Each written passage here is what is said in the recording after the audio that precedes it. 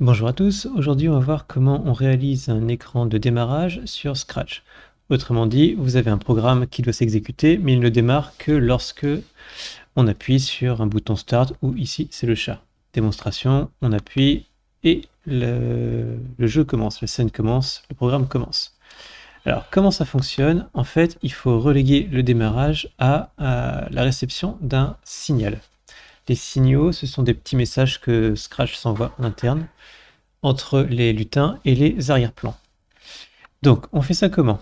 Tout simplement, l'arrière-plan, par exemple, il va être caché ou il va être montré. Il est caché lorsqu'il est vide, il est montré lorsque le château est affiché.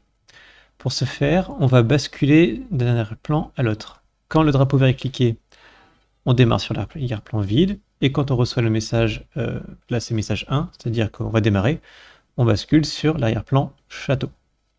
Pareil pour les petits personnages. Quand le programme démarre, on se cache, et quand on reçoit le signal de démarrage, qui n'est pas drapeau vert et cliqué, on s'affiche. Pareil pour le gobelin. Quand le drapeau vert est cliqué, il est caché, et quand il reçoit le signal de démarrage, il se montre. Et c'est vraiment le chat qui est le maître d'œuvre de tout ce système, puisque lui, quand il est cliqué, il va envoyer le message à tout le monde. Autrement dit, quand j'appuie sur le drapeau vert, il est là, et quand je clique sur ce sprite, il envoie le message, paramétré de base à message 1, et tous les autres réagissent. Démonstration, j'appuie sur le drapeau vert, le chat apparaît, les autres se cachent.